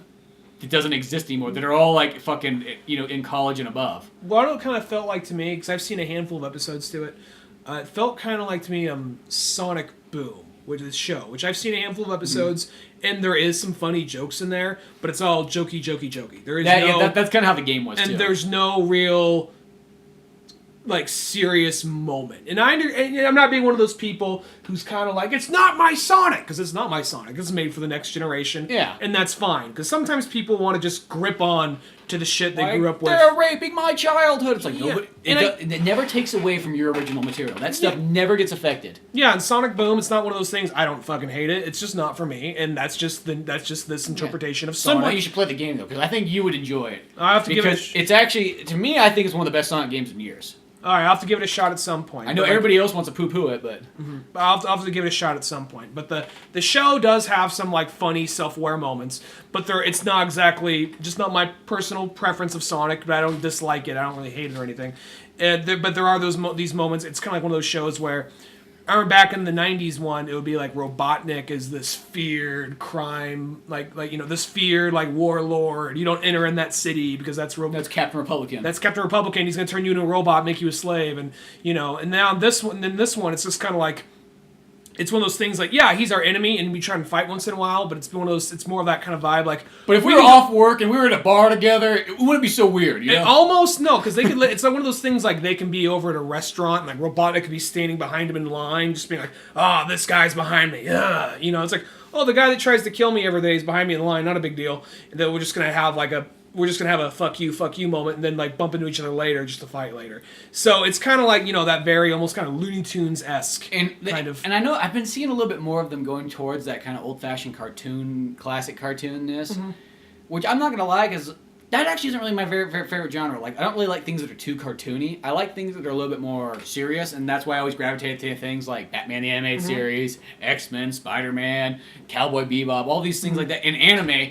For the fact that, like, I like things like the material to be taken, like, hey, let's take the source material kind of serious, and don't make it so wacky, fun, and loony. Yeah, and that's what I was gonna say. This Ratchet and Clank is kind of like that, where there's some good jokes, and within an hour and a half, however long the movie is, there's a good cut, not just a handful of times you laugh. There's a good couple of times you're gonna laugh in this movie. There is some you'll probably be laughing I'm going to say maybe like every 5 minutes or so, something like that. Yeah. Because it just throws jokes out there. But some of the jokes get a little old, and they almost throw bad jokes out there for the sake of having someone turn to them and say, dude, that is lame, which can kind of be lame in itself sometimes. Yeah. And it's kind of the same thing with the Sonic cartoon. They don't really have any real raw emotional scenes. And this doesn't really have any raw emotional scenes. And I don't need Crank, I don't need fucking Ratchet on the ground, like Ratchet he was my father, holding Clank's dead body, just crying in the rain, I was thinking no! He was holding fucking John Goodman. Oh yeah, no, and have a Latin choir come over, please, splash, splash, splash, lightning going on. We don't need anything as raw or as emotional or dramatic as that, but something like that, because there are even the bad guys. There's I can't take the bad guys fucking seriously, and there's some funny jokes. And they're not menacing because when they're cracking jokes themselves. And there's a part where one of them's just pointing saying, "If only there's somebody we can turn and get on our side," and he gestures to the Crunk, the dumb hero, and he just gestures to it again, and then puts his hand he's still in it. He's waving his hand, snaps his fingers, pointing at it. It's just it's kind of funny, but it's I can't take either of these fucks seriously. No, yeah, and I think that's kind of it. And maybe that's how the video game was in 2001. But I still think what they needed to do is they just needed to kind of age these characters, maybe just a tad, or age the content of it up to okay. So if you played Ratchet and Clank in let's say 2003 and you were 10 years old, so now you would be 23 years old right now. That's who you should be making. That should have been your target audience, not fucking 5-year-old kids that aren't going to give a flying fuck about your Ratchet and Clank anyways because they have no idea what it is because it's so old. Because kids nowadays aren't nearly as retro gaming as they once were. When we were kids, when we were fucking so into Atari and shit like that, even though Atari was technically before us, we were fucking sucking all that stuff in. This is all we had. Well, yeah, was that, and it was just that Nintendo. Well, yeah, that, but you could be playing PlayStation 2, but you were still fucking playing Atari and all this stuff. It was still very important. You know, where I think kids nowadays, they look at like, that's fucking old shit. That's like grandpa's stuff. That's what old man orange people play. And, you know, so that's kind of how it is. What this movie needed to be, it needed to be Guardians of the Galaxy. I think that's the tone that this movie needed. Yeah. If it played out like Guardians of the Galaxy, where it was still funny, but it was still a serious movie, I think that's what this thing was missing. I felt like cause it could still have a lot of comedy and even some self-aware jokes. But Guardians of the Galaxy does have a handful of genuine, heartwarming moments and sad scenes. Like, even the small part where Rocket, even though he's kind of drunk, and they follow it up with a quick little joke. He's pointing a gun at he's just like, he called me a freak, he called me little, and he's a little drunk, and he's supposed to be kind of funny, but it's sad because you see that he's actually very insecure about this. He's almost on the verge of tears, and that's one of the characters. It's like Fat Andy with a gun. He's like, they called me fat. Well, Fat Andy, you are fat. Everybody laughs. Laugh track. Let me say this. I hope things are going good for Fat Andy. I seriously hope things work out good. I'm he's sitting there listening. I thought Ryan Dunigan liked me still. Now he's on my kill list. Maybe I am, but that's unfortunate if I am. But I hope everything's going good for Fat Andy. I hope he got through. At least he's thinking about me. Yeah. At least he's thinking in a positive way. But yeah, and I think that this movie, there was those moments where it seemed like it was trying to be heartwarming, but they just throw a joke in there. It would ruin it with a joke. I think that was the downfall. They would just, you'd have these great moments, and then you'd fuck them up. Yeah. And plus the music seems so kind of no offense to the guy or lady, whoever it was that made the movie, but it seems so default setting, garage band, the music in the movie. Yeah, which is weird, because you think you'd just probably take the soundtrack from the game. Which maybe they did. Maybe they did, who knows. Once again, we never played the fucking game, so we don't have this, idea here. Mm-hmm. But I will say, okay, just say some positive things on it. There was some great stuff. There was a moment, and there's a lot of these, old callbacks for some old school, PlayStation gamers. I liked when Kronk went to go plug in this kind of card to change everything to just take away all their defenses. Yeah, all their defenses. He pulls it out and it makes the original PlayStation startup sound. And it was a double whammy joke. Because one, it was oh, that's fucking awesome because it's the old school PlayStation. But two, when he unplugged it, it was almost that oh fuck, oh fuck, oh fuck. Like when you used to turn your computer on in the 90s. Because they don't do it anymore, but they used to always make a loud ass sound. You're oh, I didn't want to wake my parents up. Yeah, because he's trying to do it secretly. So he's turning it down. Oh shit, turning it down real quick. And then there's also I'll say this. The action, I mean, I know it's a kids movie, but the action seemed very kind of nothing really all that amazing. But the battle at the end actually seemed like something you could do. Because at that point, they're switching guns real rapidly. Because something Ratchet and Clank is known for are the different guns. And there's a handful of times in the movie they show these guns just real quickly. But the very end of scene, they're kind of it's because Kronk basically betrays them. And you see Ratchet and Clank fighting each other, just switching off all these different guns back and forth. And that's kind of a cool scene. And that's one of the few really cool action scenes of the movie. But then, it gets intercut with some funny stuff halfway through, and that's where, Yeah. So, I mean, I'll say this. It's a movie that, you should go see if you're a gamer. You should support it full on. It's that's your civic duty as being a gamer. You know what I mean? There's just certain things you got to do. And I feel, unless you fucking are just a naysayer who doesn't want to see video games ever in the movies, then don't go see it. But unless you really dislike Ratchet and Clank. Oh, yeah, I guess that's true. I love video games, but I fucking hate Ratchet and Clank, then skip the movie. Yeah, exactly. Because, we all have those kind of things. And, I mean, I'll say, it's on the Leonard Mountain scale, I'd say it's a 2.5 out of 4. I think it's a good point, 2.5. I wouldn't say it's any lower than that because it's worth watching. I'm not gonna say it's not worth watching, and there is funny moments in it, and there is good stuff in it, and there is good characters. There is good in Ratchet here. Is a really everything Ratchet and Clank's really good, and this is probably maybe another complaint. I think I think the movie should have focused more on Ratchet and Clank. They're actually not focused on as much as they should be. They're kind of spaced along with all these other characters, and I guess just me thinking of a video game, what do? You focus on your main character the whole time anyways. I think there should have been a little bit more of that stuff going on. Because they have to show Kronk betraying and how you get to that, but I still think it just may as well focused on Ratchet and Clank still more. I understand why he's there, but he's just kind of stereotypical, I am the stereotypical douchebag superhero, Yeah, and I think that's the only thing. There's a little bit too much stereotypical stuff. And I think maybe in 2002 or whatever, that stuff was totally fine. But I think in 2016... It's we've already seen the tick. Yeah, it's we've already seen these kind of things before, and it's it feels dated. I will say this movie feels dated, even though it's brand new. And there is some funny bits, like, for instance, kind of like God, I keep trying to talk good stuff about it, and it always fucking is. Here's a funny part with Crunk, like the part when like he and Ratchet kind of bond for a minute. I will say at the beginning of the movie, it's kind of like, okay, whatever, there's a few funny parts. Gets the middle. The middle is probably the best part. And then weirdly enough, you mostly never say that in a movie. Like, the middle is the best part of the whole movie, but that's how this one is. Like, at that part, that's when I almost like was changing my mind a bit about it. And then what ends up happening is like there's a part when like Crunk and Ratchet are actually kind of bonding for a minute because Crunk's showing them all this like cool tech they get, and they're flying in the hallway, and they have with their jetpacks they set off the sprinklers, and he says to the tech lady voiced by Rosario Dawson, he's like, now the sprinklers are going off. Good news, you got a mop here, you know? Clean this shit up for me. Oh. And then he just like flies up through like the through like all the different like floors. Like, you use the elevator, not enough time. Bam, bam, bam, bam. No, realistically, there's a lot of great material as far as jokes in here. I just think it's sometimes oversaturated with stuff. And not all the jokes are funny, but they like but the ones that are funny, you will crack up, busting up laughing. 1 in 5 jokes that come out. I know that sounds like a lot, but 1 in 5 jokes. Which they say, because they just, like, throw them out there. Like, every line they're saying. Every other line, there's a joke. It's like, more jokes than a sitcom. I don't know how else to say it. Mm-hmm. But, no, it's kind of fun. But, yes, do your civic duty, support this, because hopefully, I don't know what they're going to do next.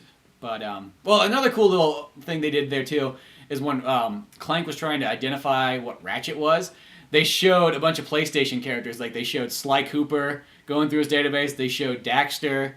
And then they showed somebody else. It went by so fast I couldn't tell who the hell it was supposed to be. It was another some PlayStation character. I don't remember which one. But it was kind of cool. But it'd be funny if it was like some like little Big Planet or something. Well, that's like what I was thinking. Maybe that's what it was. I'll say this: if there's a Little Big Planet movie, that'd be the one. Be like, no, fuck that movie. Because you're not going to see that. That is the stupidest fucking game. I do not get it whatsoever. But I hopefully hope though that this Ratchet Clank movie does actually end up pulling off and doing somewhat well enough that they can say, hey, okay, that did good enough that let's make another CG one. Let's do a Jak and Daxter movie. You know what I mean? Jak and Daxter, I think Jak and Daxter would be better because Jak and Daxter does have comedy, but that game got dark and had a lot of character development in it. And it has this whole time travel story. It goes from being magical and whimsical to dark, depressing, post-apocalyptic world. And there still is humor and whimsy to it, you know. And I think, the third one, it's all like Road Warrior. So I think each game was a little different. And I think that could be a good. I think you should maybe I think people are more familiar with the Jak from Jak 2 and Jak 3. Maybe combine the stories between Jak 1 and Jak 2 into the same one, maybe. Because Jak 1, he didn't talk, and they're very self-aware about that. And the second one, after he's tortured for 2 years, he's like, I'm fucking pissed and I talk! Like, okay, cool, you know? Well, maybe that's the thing to do is, like, I think would be the smart thing of Jak and Daxter, because that game almost, like, perfectly aged. So, like, if you were 10 years old and you bought Jak and Daxter 1, well, now you're 12, and then they almost aged it up for a 12-year-old, and then now you're 14 when the third one comes out, or 15, they aged it up for that. So, like, it was a smart thing that they did with those games. But I think that's the thing to do is, like, if you make a movie, that Jak and Daxter, and this will be a ballsy thing anyways, since if you're going to do a CG movie, you could probably do that one live action, but let's just say they did CG just like they did a Ratchet and Clank. Mm-hmm. Do it a PG-13 one. Because nobody's done a CG PG-13 movie for the big screen, it seems like. They have one time that I can think of, and that was 9. The Sackman movie, that's PG-13. I thought that was only PG. No, that's PG-13. Well, I was going to say, I think Spirit Within might have been Final Fantasy. That was PG-13 too. Yeah.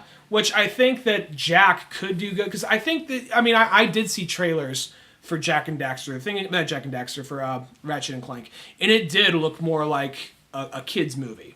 I was like, probably better when I see it. And I think that's the thing, though, is they went for like that kind of like, they went for the regular CG. I think what happened is there was a focus group that said, well, you see, PG movies, CG movies are always PG kids movies. That's what they are. So your thing that you're going with is like the Nut Job and Ice Age. This is like your demographic. And I think, sadly enough, I think that's what happened. I think that if they did do a Jak and Daxter movie, you said, I know this is just the go-to, it's Guardians of the Galaxy, though, would be the perfect tone. I think that would be the perfect tone for Jak and Daxter as well. And because that's already a good, that right there is a matter of just trying to condense the story into one movie. And I think you can do that, because that's actually a really good game series. And I thought it did have a lot of character development and a lot of interesting characters in it. Yeah, so hopefully when it all comes down to it, they'll get it all dialed in pretty soon. But till then, yeah, check out Ratchet and Clank. It's worth watching. Do your civic duty. As a video gamer. Yeah, support Japan. Support Japan and their American companies that make their games for PlayStation. But speaking of one little quick Japanese thing, they had the new Star Fox game, which is kind of like a movie but in a video game. And Nintendo, even though I will say, maybe they kind of came back and played it sort of safe, but by playing it safe, they released a really sweet-ass game. I actually want to say this. I should have said at the beginning, but if you're still listening, awesome. A friend of mine, TJ, he has a channel called Han Shot Gaming.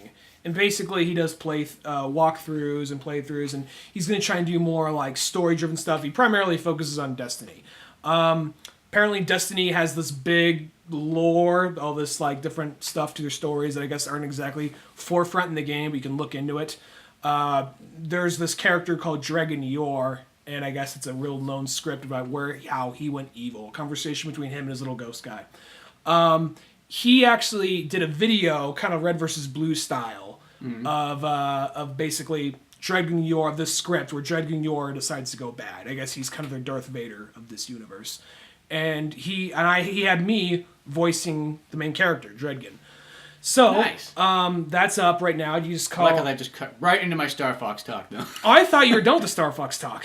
No, we're fucking done with Star Fox talk. I thought we were about to close it up. I didn't know. I thought you were done. You just like shoveled me out of the way. You're like, whatever, fuck Star Fox. He's a gay character. No, I thought we were done. I'm sorry, man. I didn't mean to... I was just like, man, at first I was like, who the fuck is this TJ guy shoehorning in on my fucking talk? I'm sorry. He's not paying us for fucking ads. Oh, my bad, dude. I honestly, I saw a pause and I thought you were done. I honestly thought you were done. My bad. Yeah, that's okay. It just slipped my mind. No, I'll make this real quick. You just look, I just did a voice for this character, and it's basically, I'm almost playing it like, you like this, I'm almost playing like Woody Harrelson from Out of the Furnace. Nice. That's a good way to go about it. So, yeah, I'm sorry, dude. I honestly didn't mean to, I didn't mean to crowbar that in there or ram you off the road there. I honestly thought, for a second, this all came out of left field, so I was like, what the fuck is this TJ guy? I didn't see a check from TJ. Is he paying the fucking automatic bill? I just forgot. Oh, shit. I was like, oh, fuck. I told him I'd tell him about this because he made a link to Old Man Orange in the video. So nice. Well, at least he did that. That makes up for it. Yeah, I'm sorry, dude. I literally am sorry. I didn't mean the guy just told to grab the steering wheel like, I got this! You know.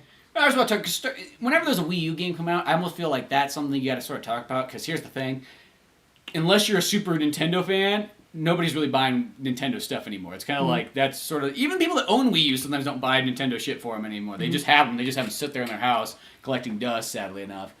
But Star Fox is one of those ones, like, we've always been looking for like the next Star Fox 64. And I really like Star Fox Assault, or the one that came out. Is that what it's called? I think it's Star Fox Assault for the GameCube. On the GameCube one. Like, I really enjoyed that one a lot. And I know it didn't do mainly as well because it had like maybe a little bit of glitches, but like I just kind of looked past them because it was like, it's fucking Star Fox, and this is the closest thing we're getting. But this new Star Fox on Wii U, yeah, it's sort of kind of like story-wise, it's kind of a remake of the 64 one, which is technically a remake of the Super Nintendo one. I mean, I guess that's sort of Zelda style, you could say. But level-wise, they're all kind of different, but it still plays pretty much like the same thing. It's totally badass. Like, it's... Hopefully it'll do good enough for Nintendo. I think there's like the certain Nintendo gamers like myself that like they'll just buy everything Nintendo. It's like it's one of those things. Like that's why I didn't play Ratchet and Clank because I was fucking playing GameCube, I guess. Here's a question I have about that because I don't have a Wii U, and I know that I'm not saying take this too seriously, but it's more of those things. Often reviews can determine how good the game is actually going to do. Is the game getting pretty good reviews right now? I don't know. I haven't seen anything. I don't really look at reviews on stuff, I see them in, like, Nintendo Force, but they mostly like anything Nintendo, so I guess you could say... Game Informer, like, I don't trust their reviews so much, because they'll be like, because they'll be like, Destiny here did give us, some money, so I guess we can give them a 9.5. Or IGN, the same thing. Yeah, like, I literally feel a lot of times those guys are paid off, because you'll get a game that's, like, a really fucking awesome game, and like... Yeah, well, those fuckers didn't pay us 6.5. There you go. Nobody will buy your game now. Which you think by their standard, they'd want every game to have a 9 because they want to sell them at GameStop. But. Going back to Sonic the Hedgehog for a second, the Sonic the Hedgehog Twitter basically does a lot of trolling and just the Sonic the Hedgehog Twitter handle is actually really funny and they're very self-aware about a lot of things. And IGN had like send us your like best like fan art or whatever, and they did like just a joking thing of like.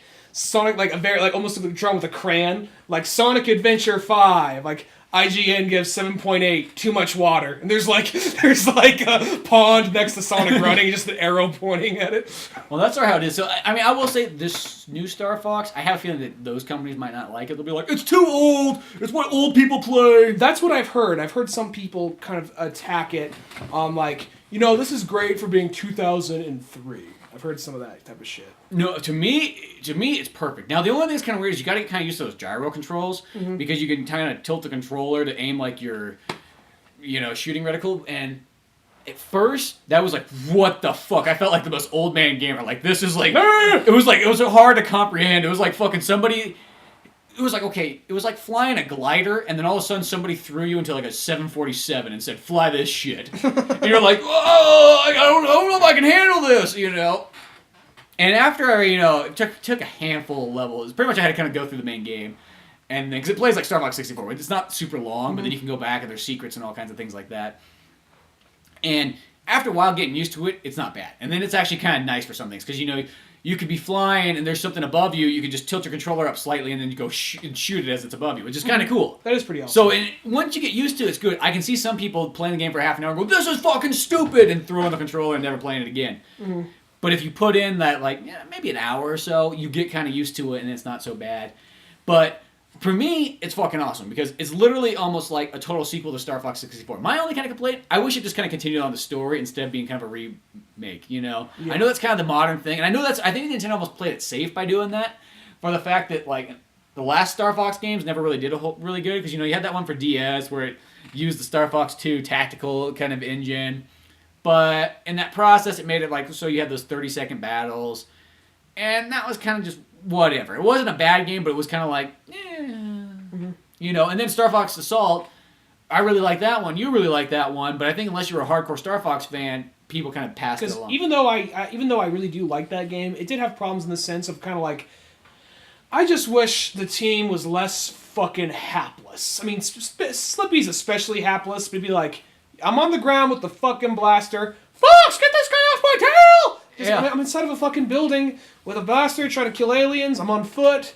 Can't get one of these other fuckers do it? Like, oh, this guy. God damn it. Not just Slippy, it's everybody. So, and that's one of the, or there's near the mission where you have to go after the aperoids or whatever, where you're inside their little base and you're just shooting all going through this little maze, or there's a little too much to do at the end. That part, and then they have the same thing, Fox, get out here and help us take down, too much back and forth in that aspect. The nice thing about the Wii U one is, okay, every once in a while there'll be that Fox, help me, but it never seems like that ever gets in the way very often. This one, okay. They really kind of fix those problems, and the kind of cool thing too is at the end, when you beat the level, however many people they shoot down, you get those points too, which is kind of neat. Even though it's mostly 8. Yeah. You shot down 248. They shot down 7. You're Falco shot down 3 of those guys. That makes him the second best of the team. Yeah. He gets a gold medal as well. But other than that, it's they kind of fix all those kind of issues in it, which is kind of nice. And then, yeah, as far as it play-wise, it's just great. And it looks fantastic. The graphics are amazing in it. They bring back characters like Bill and Kat and all these things like that. And as I said, it's the game almost feels like it could be just a sequel, and maybe Andros just came back and whatever to Star Fox 64. If you really think about it in your mind, I guess it could totally be, because story-wise, it's not the same as the other one. Do they have anything because that was one of the big things they kind of changed a lot? They never really answered. Do they have the amputated robot legs?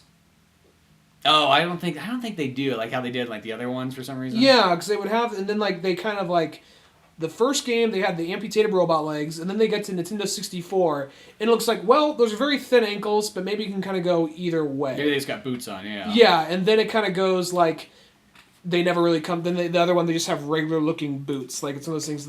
I think this one they just have regular looking boots in it. Because it's is they just thicking that out so it's not as obvious? Because actually, kind of. I'm not trying to I like the idea of animals with missing limbs, but it's more I think that's kind of cool because it's one of those things because people they connect into the ship, yeah, and that kind of gives them better control and quicker or some weird nervous system kind of thing. Always thought that was kind of cool, but yeah, some weird kind of dark sci-fi thing. Mm-hmm. But no, this game is one of those ones to me, it would sell me a Wii U. I mean, it doesn't take much. I realized, I looked at my collection, I got actually more Wii U games than I have both PS4 and Xbox One combined. Mm-hmm. So that might goes to show something at least, you know. But, yeah, who knows? Because I think this is literally about the last big Wii U game. I don't think there's anything else coming out after this, because after that, it looks like it's NX. the NX, and the Zelda's coming out for the NX. So they're pushing Zelda to the NX now, no longer the Wii U. I think they're gonna do the Twilight Princess thing where it comes out on both of them, which means why would you? That was funny with the Wii. Just like we got. Hey guys, I just had a revelation. What's that? We don't got fucking shit. We gotta. It's the big thing. It's the big GameCube seller. Let's also put it on the fucking Wii.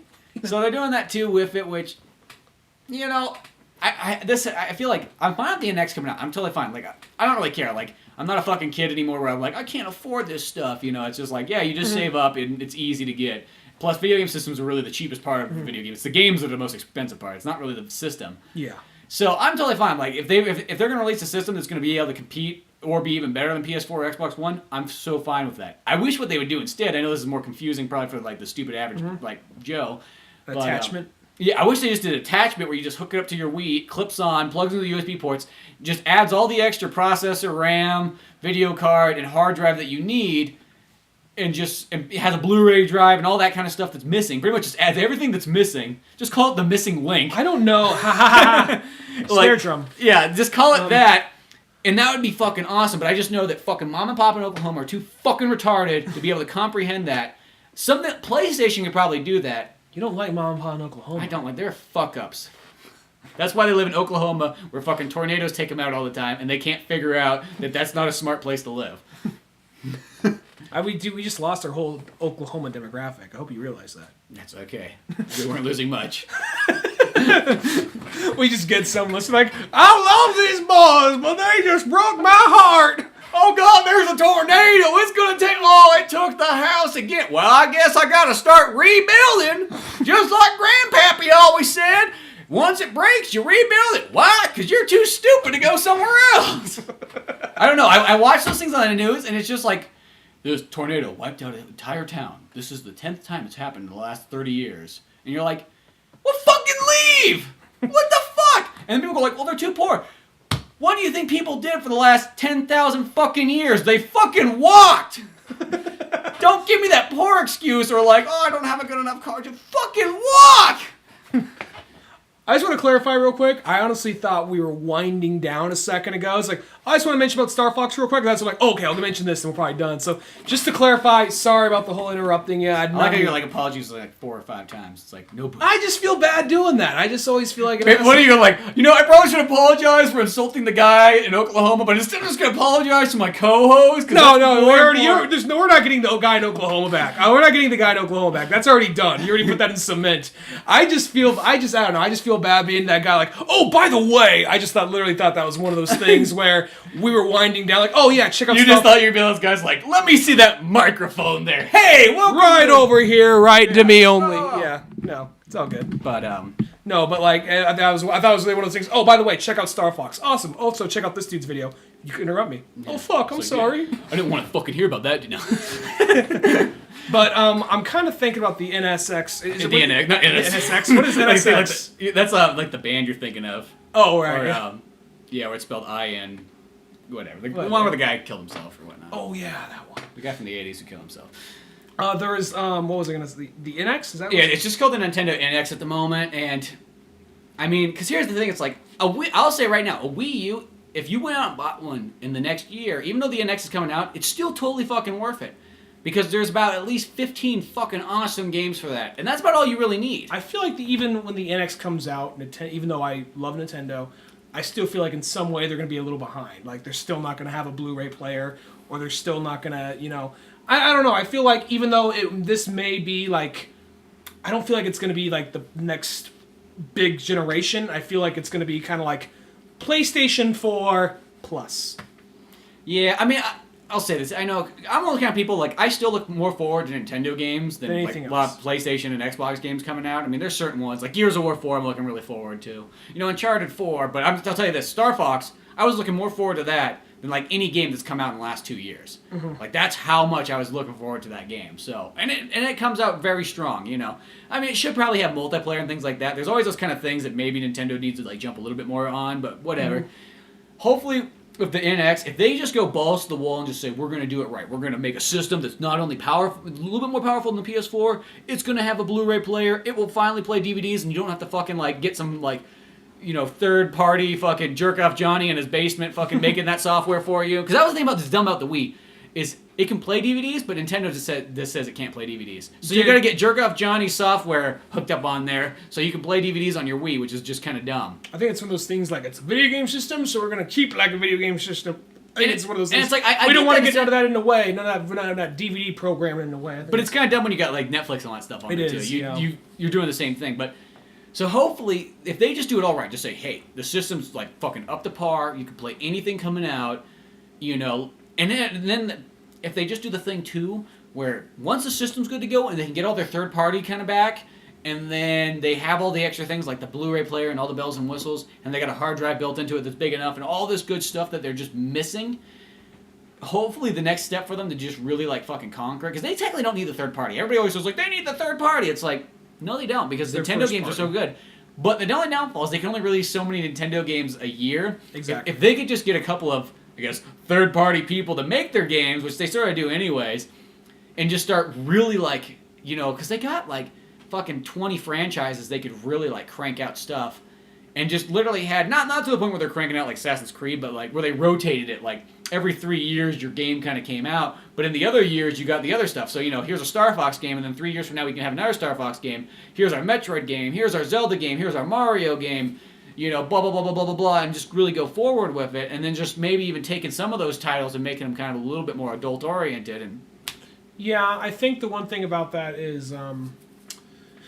I think that, like you said, Nintendo games are already so good that they I think they're self-sustaining. Like, they're not going to be, right now, where they stand, they're never going to be Xbox or PlayStation, but their games are so good, they're self-sustaining, and like, okay, we got our fan bases. But I think that they're finally looking at it, what's really killing it right now? A lot of American publishers, so let's just start upping up the ante just so we can get some of that money. Because why just settle for our own audience when we can get a little bit of something bigger? Well, on the original Nintendo, that's how they made so much of their money, is because you license out all those other companies, and they pay you to have their game on the system, and boom, that's how Nintendo makes a bunch of money there. And that's the thing they kind of lost. And the thing is, no matter what, when you're playing a Nintendo system, like, the people that kind of complain that they don't have the third-party support, well, those aren't really Nintendo fans. Because when you buy a Nintendo system, you're buying it to get Mario, Link, Samus, and all that stuff. But I guess in some cases, I'm going to play devil's advocate here for a second. When you get a video game system, you probably want more than just, like, these 2 or 3 big games a year. Well, there's more than that, though. I mean, there's like 15 of them, in a sense. No, I know, but I mean, it seems like you get a very big, important Nintendo game. Maybe I'm wrong here. Maybe you can do, because you have the Wii U. Yeah. But it seems like you maybe get like a big, important Nintendo game every like 2 a year or 3 a year. Yeah, I mean, I'll say that's probably about on average. Where right? I guess if you're going to spend that much for a system, you probably want more than that, Yeah, I guess that's what I'll say, because like the Xbox One, I mean, what did I buy that for? I bought it for Halo and Gears of War. I mean, I literally just bought it for theirs, but they have way less than Nintendo does. Mm-hmm. Yeah. I got the new Tomb Raider with it when that came out. But I guess there's certain things that come out for both PlayStation and Xbox. I guess that's the thing too, is because I buy those like third-party ones for like PlayStation instead of Xbox and stuff. But yeah, because I mean, all I have is a PS4 as far as current gen. And, I mean, nothing... I mean, I like Gears of War and I like Halo, but I guess not enough to go out and spend hard-earned money on, like, a system just for those two. Yeah. And so, I guess most of my third-party and main party kind of just goes straight to PlayStation. Yeah. Well, I'm almost kind of people, like, if there's a good enough game, to me it can almost be worth it just for, like, a couple games. Like, I'll say this, at the end of a system's run, all you need is 10 good games. I know there's people out there, it's like, there's not 400 games for me to play. The system's not worth $400. And I hate those fuckers so much. I want to slap them upside the fucking head for their ungratefulness. But for me, it's like, there's only got to be about 10 really good games. If there's 10 really good games, the system was totally worth it. Everything else from that point on is just bonus. Mm-hmm. But some people, they get so fucking entitled that they spent like, fucking $400 is nothing this day and age. Really, it's really fucking nothing. Sadly enough, like a $100 bill, like, that's almost like the new $20 bill. When it gets down to it, I mean, you could spend $100, like, in a day easily. All you have to do is fill up your gas tank, get a couple things to eat, buy some groceries, and next thing you know, you go to the movies, boom, you spend $100. It's nothing. So $400 really isn't a whole lot. As I said, it's the video games that are more the expensive part, because, if you buy $60 games and you bought 50 of them, well, that's a lot of money right there. Yeah. Even $60 games, at $10, there was only 10 games at $60. That's $600 plus tax. So you've already spent way more than the system there. So with the Wii U, if I got over 15 games, and I'll say at least 10 of them are fucking badass, it's totally worth it. Totally worth it. I got my money's worth out of it, and then some.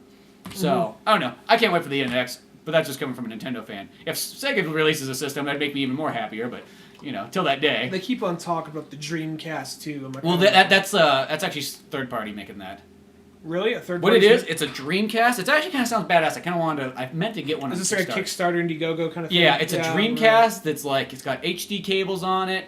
It's got a fucking hard drive built into it. It's pretty much just like the most like rapiest like... The rapiest? The rapiest like... Like tentacles flying out if you get near it or something? No, like the rapiest as far as like is extreme. It's like the rape edition of the Dreamcast. Like you could have all these fucking emulated games on and everything like that. Because the Dreamcast community is fucking huge for like emulators and all this kind of stuff. And people are still super popular about the, Dreamcast stuff. That's why Shenmue 3 made like way more money than anybody would have thought. There's got to be, I don't know, I'm just guessing, and I'm not doing any call out. I'm guessing there's got to be a podcast out there called the Dreamcast Cast.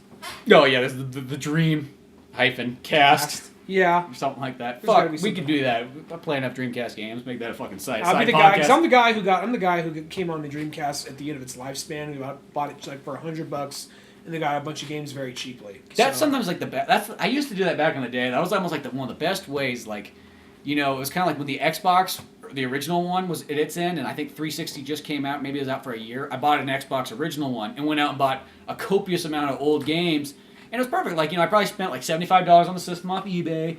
Got a bunch of games, and for like $200 you spent, you got all this entertainment. And then even on like other systems too, I've done that before, where you kind of get them towards the end of their life cycle. Like PS3, I bought that when the PS4 came out, and then you could kind of do all your catching up, and it was great, and you didn't spend a whole lot of money. It was perfect. But other than that, though, that was fun. Check out Ratchet and Clank. Don't fuck the guy over. I know it's not the most perfect movie, but it's still fun. It might push us forward to more video game movies. You never know. Exactly. Well, check out oldmanorange.com for more podcasts, cartoons, music, and more. Check out our Patreon if you want to help support the podcast. Also, I'll put some kind of link down below in the description of maybe Ratchet and Clank or something like we talked about on the podcast. Something Batman-oriented, maybe. Yeah, something, whatever the fuck we talked about. There's a probably Batman reference. I don't even know if we had one till then, but... That's the reason I said it. Gotta say Batman on everything. So click that. That helps support the podcast. Whatever you get on Amazon, I almost said on podcast. Whatever you get on the podcast, whatever you get on Amazon, no matter what, just use that link and that at least send something our way. It doesn't cost you any extra. Then you can go to Patreon if you want to help support us there. You can do little monthly donations. And if you don't want to pay for anything but you want to still support us, go to iTunes, rate, review us. That all kind of helps there. And you can do the same on any of our other websites as well. Till then, I'm Spencer Scott Holmes. I'm Ryan Dunigan. And we will see you some other time. Later, folks. Thanks for listening to the Old Man Orange podcast. Check out our website at oldmanorange.com for even more podcasts, cartoons, videos, music, and more. Send us an email at oldmanorangepodcast@yahoo.com. Be sure to subscribe, share, rate, and review us on iTunes, Podomatic, or any of the other fine sites we might be located on. And if you want to help out even more, click on the Amazon or GameStop links on our webpage before you make any purchases there. It won't cost you a penny, but it sends us a little something our way. Thanks again, and tune in next week for more Old Man Orange Podcast.